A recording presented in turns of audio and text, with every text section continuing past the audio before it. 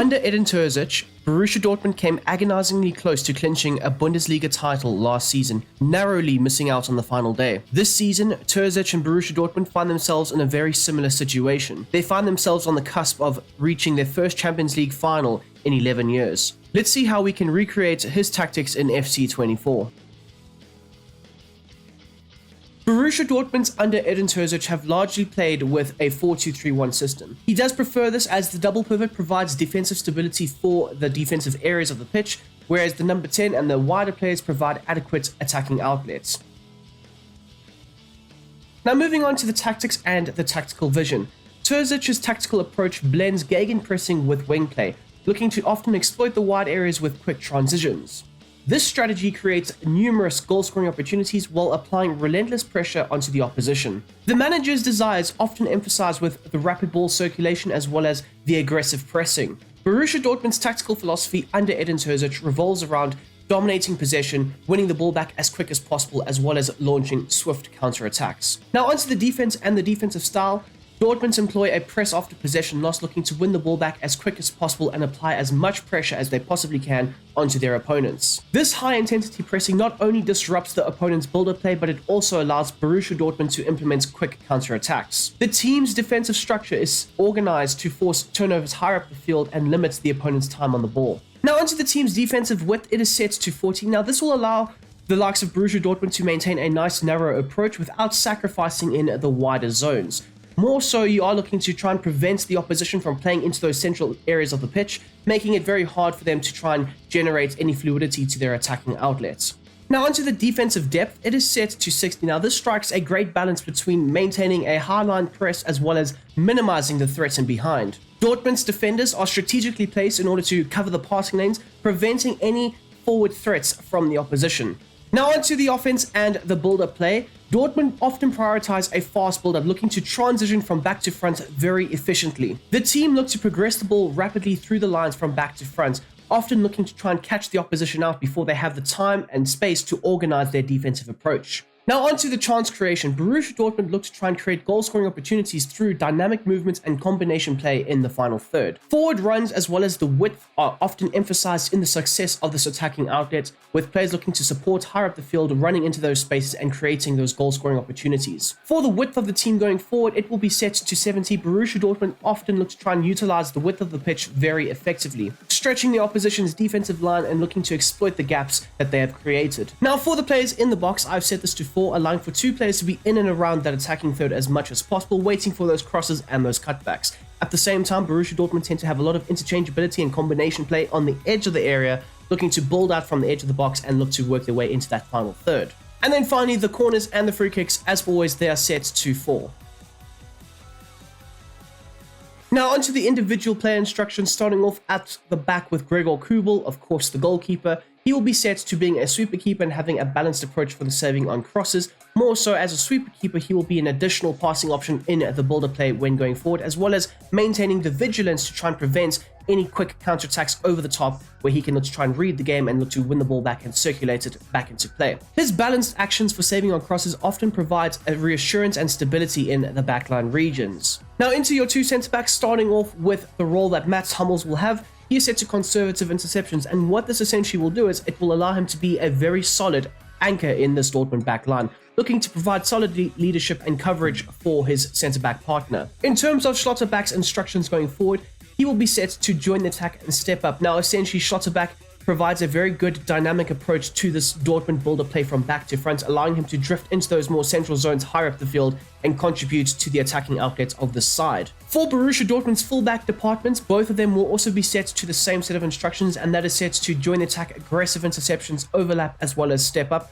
You want them being very aggressive and operating in those wider zones as much as possible, looking to facilitate and create with crosses and cutbacks into the box for the strikers. As you'll see here for the right back, he's got the same role and instructions as well. Now into our double pivot of Can and Sabitzer. For the role of Can going forward, he will be set to cut passing lanes, stay back while attacking, normal interceptions, stick to position, and then of course cover the wing. His role is set to try and break up the play in front of that backline, try and shield that backline as much as possible, as well as look to initiate the central pressing. As for his midfield partner in Sabitzer, he will have a slightly higher role going forward, also acting as a double pivot, but with a bit more of an attacking outlet and flair to his game. He'll be set to cut passing lanes, get forward, have aggressive interceptions, stick to position, and then of course cover the wing. He will be solely responsible for making those runs further forward, linking up the play between the deeper lying midfielder as well as, the attacking midfielder, and of course adding to the offensive outlet of the side. Now onto the role of Julian Brandt. He has a great ability in being able to pick up the space between the lines, operate in those wider spaces, and be a very good offensive outlet to the side going forward. At the same time, his high work rate on the defensive end allows him to contribute in the defensive phases effectively. For his role going forward, he'll be set to come back on defense, staying on the edge of the box, looking to try and facilitate and create, as well as having the ability to drift into those wider areas. You would also want and require him to have an aggressive interception set to be on for him to try and help assist with the gegenpressing system. Now onto the right midfield position, of course, Jadon Sancho. He has a unique ability to play across the front three as well as in the more central zones at times, looking to drift more centrally and combine with the other midfield players. For his role going forward, you would want and require him to track back as much as possible, trying to help facilitate a solid defensive outlet down that right-hand side with the right fullback. You would also want and require him to be able to have a balanced width, allowing him to drift in and out of those wider channels, paired up with the fact that he will be told to come short, looking to have the ball knocked into him and then look to facilitate and create interchanging passing passages of play with the teammates in and around him. Sancho has never really been the type of aggressive pressing type of player, so I've set him to normal interceptions. He will still do a very adequate job on the defensive end, looking to sometimes close down spaces and maybe win back an odd 50-50 ball here or there, but more so he's not aggressively known for that mentality. The support on crosses will be set to balance, allowing him to maintain a very solid winger approach, sometimes breaking into the box, other times looking to facilitate and create on the edge of the area. Adeyemi's pace and work rate make him a potent threat for this Borussia Dortmund side, working back as well as progressing forward. He will often use his pace to try and break in behind and exploit the opposition's backline, but at the same time he is not afraid to help back and be very aggressive on the defensive end. For his instructions going forward as well as backwards, he'll be told to come back on defense, often looking to try and help support the left back in the defensive roles.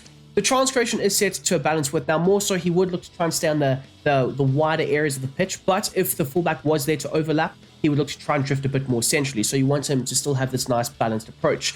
The support runs is set to get in behind. Using his pace in behind is absolutely essential for the success of this Borussia Dortmund's attack down the left-hand side. He will also have aggressive interceptions. He does have a very good solid work rate to him on the offensive end as well as the defensive end, and he also has a very aggressive mentality. The support on crosses, just like with Sancho, will be set to balanced. Now onto the striker, who will act as the focal point of the attacking outlet going forward. He'll have a balanced width, allowing him to drift along the back line, but still use his physicality and link-up play higher up the field, looking to try and dominate the opposition's back line, whether it's the fullbacks or even the centre-backs. The interceptions will also be set to normal, as well as the defensive support will be set to basic. Now shifting over to the 4-1-4-1 formation. Now this will help Borussia Dortmund intensify their press as well as dominate the attacking areas. This shift not only allows the likes of Borussia Dortmund to have a numerical advantage higher up the field, but it also allows them to suffocate the opposition with their build-up play going forward. Now taking a look at the tactics, there are no major differences between the two different setups, more so due to the fact that Borussia Dortmund under Terzić, they quite frequently and fluidly interchange between a 4-2-3-1 as well as a 4-1-4-1. So therefore there will be no major changes or requirements needed.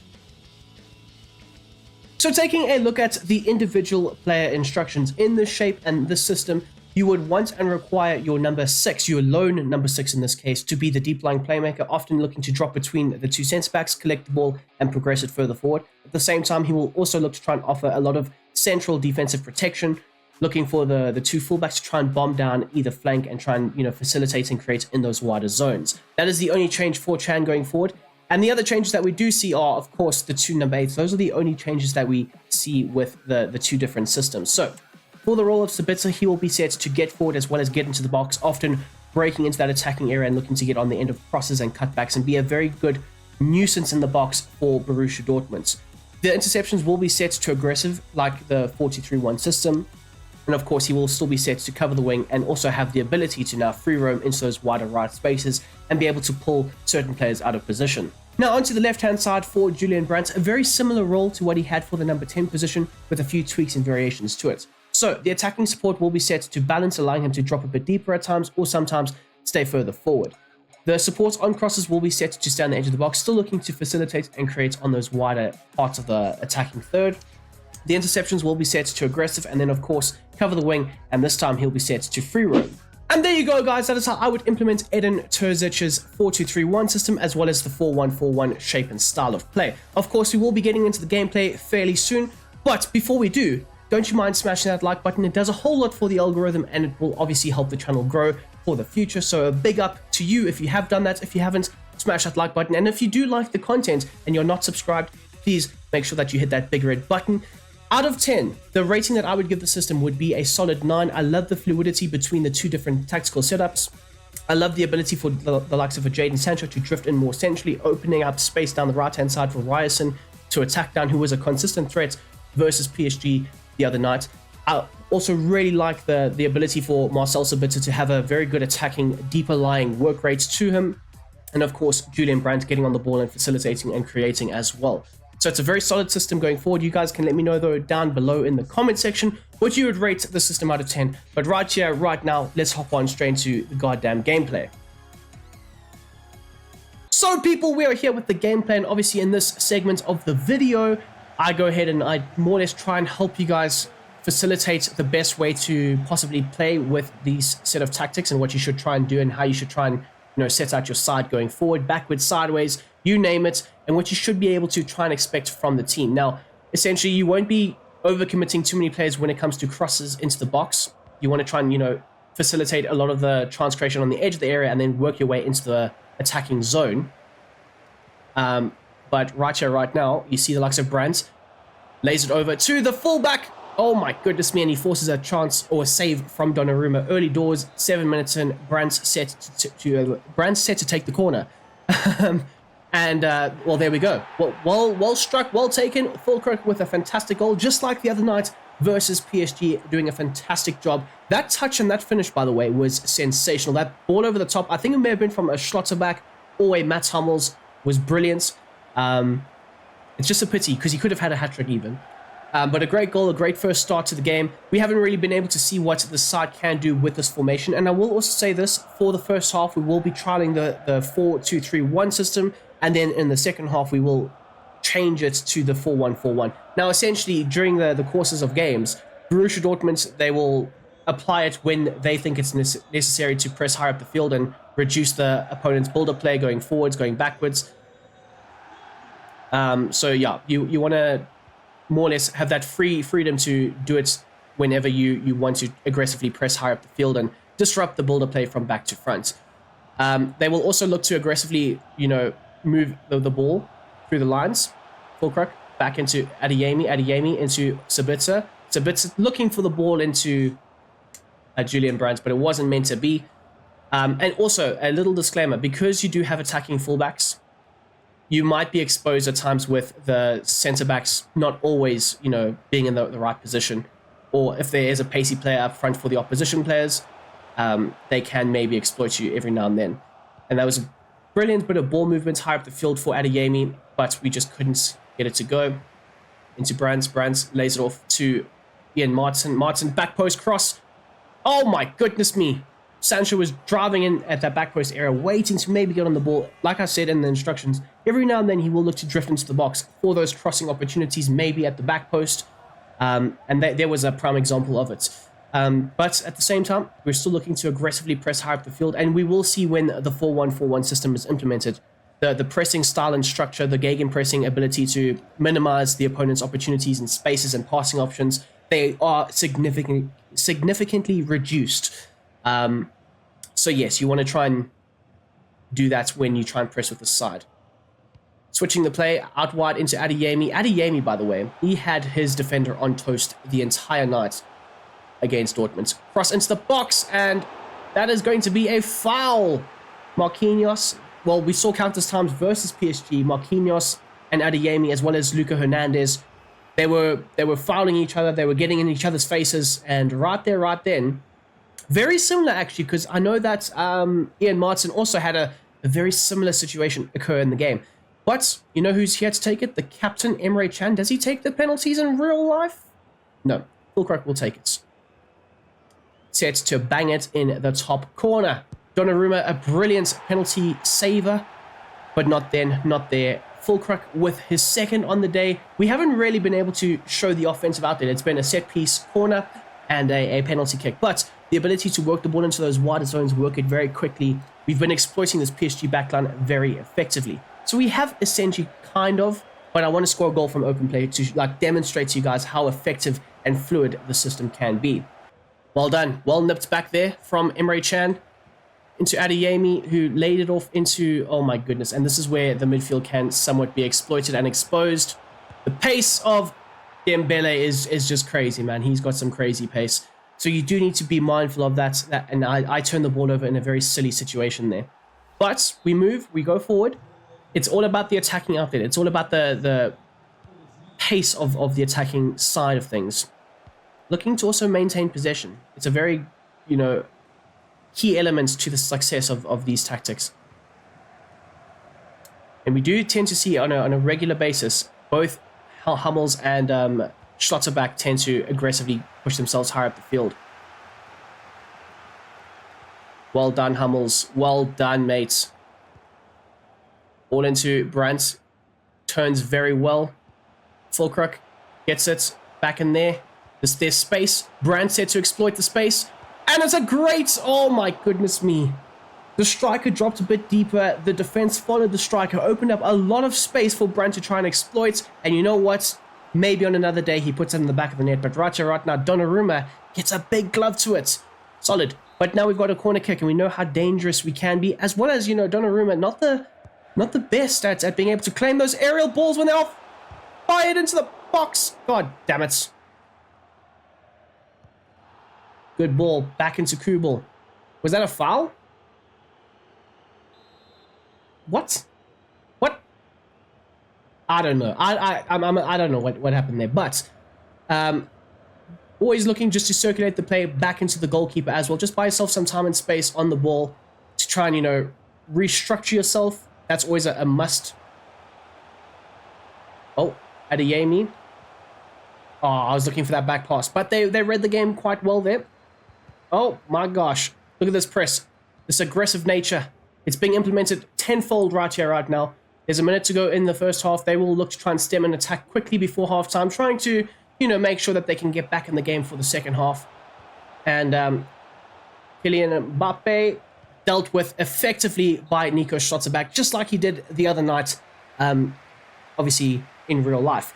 But a very solid first half. I'm trying to maybe score a few more open play goals in the second half, but we will also be reverting or converting into the 4-1-4-1 shape. Okay, so taking a look at the stats at the break, the summary is we have maintained 58% possession versus a very solid possession-based team in PSG. So you will look to try and, maintain possession, rotate the play, wait for the opportunities to occur, but at the same time also look to aggressively move the ball further forward at a quick, rapid rate.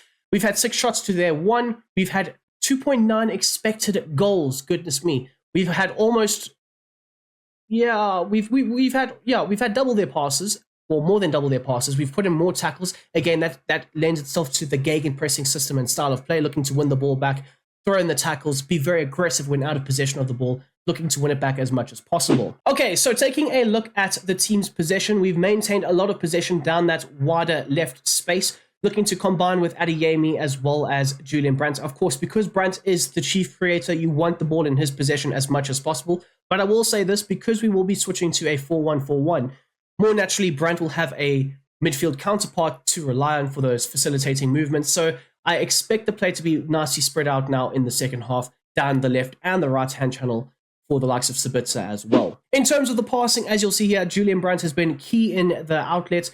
A lot of passes going to Adeyemi, looking to try and get him down that left-hand flank. We also need to try and incorporate the likes of Jadon Sancho back into this game because he is a key figure and element to the attacking side. We saw that the other night. But a lot of passes between the left-hand side, or the left-hand channel, I should say. Brandt, Chan, as well as Adeyemi, and even the likes of Ian Maatsen as well. But yeah, so far so good. 51 passes completed.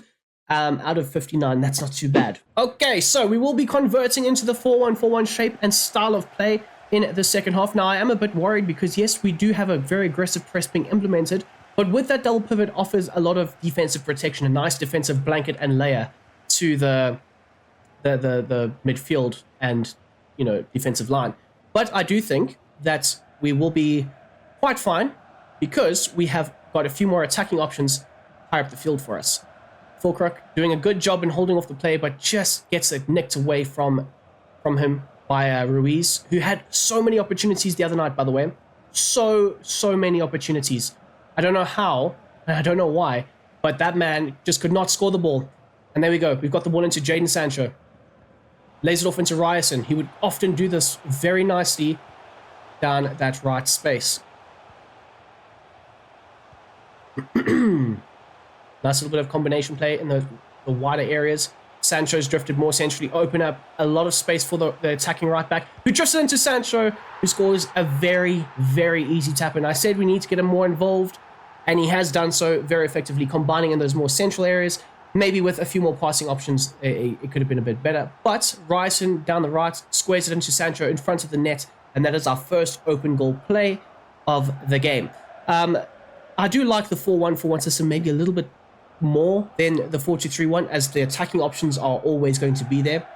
But defensively wise, it can leave you slightly exploited, especially against a team like a PSG. So I do expect an Mbappe or a Dembele to maybe, get him behind one or two more times. The defensive anchor is there. Thank you very much. Mats Hummels puts in a great tackle, but this ref is on the take, and he's given that as a free kick. What am I seeing here? Okay, Dembele, he's going short with it into Mbappe, but Mbappe loses it. Sabitzer also loses it. It's fine. It's all right. Oh my god, I've tackled my own man there. I'm trying to get hold of Schlotter back, but you know who's there? Kubel. Rolls it out nicely. Into Jadon Sancho this time. Sancho looking to drift more centrally. This is very much what he did. There was even a moment the other night where he just played on the left-hand side with Adeyemi, and it was fine because they were just overloading on that left-hand channel. Okay, here we go. They've gone along with it. And I don't know why, but somehow, someway, I didn't come away with the ball. Okay. Emre Can looking to track back in this wider space. Also very good at doing that the other night. The last time I made Borussia Dortmund tactics, I said Can more or less stay central. I think it may have been over the last few months, but Can has recently, well, not recently, but he has been allowed to drift into those more wider zones, which has definitely been a tactical switch. Why is Can also so high up the field? The defensive protection needs to be there, mates. Well done. Well done. The anchor in the back line. Here we go. Brandt lays it off into Martson. Brandt looking for that. Look at that in the wider space up against Mendes, who he absolutely roasted and toasted the other night. Oh my goodness me. What a great cross, Sancho. Sancho, looking for the combination play on the edge of the box. Yep, this is exactly what I meant, because they will have opportunities. We need to try and stop this from happening. Great tackle. That's excellence right there. And also, not afraid to play out from the back, even against an aggressive, pacey PSG pressing line. Good. Playing out absolutely efficiently, effectively, beautifully, fantastically. Adeyemi. Oh my god, I've missed. But the ability to play from the back is going to be there. The passing options in those wider zones. And because the fast build-up is set to be on you, you will often, on a frequent basis, have a lot of players higher up the field at all times. So if you do choose to go along and you're looking for a little flicked-on header from your strong physical striker, that option can always be there.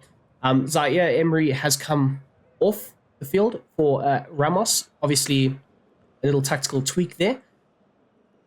But yes, it will be a consistent thing of, if you have the ability to go along and you find a player in those, higher up the field areas, you will most likely have the ability to win the flick on headers like so. Oh my god, I've absolutely butchered that. That was an easy cutback and an easy goal scoring opportunity. But there you have it.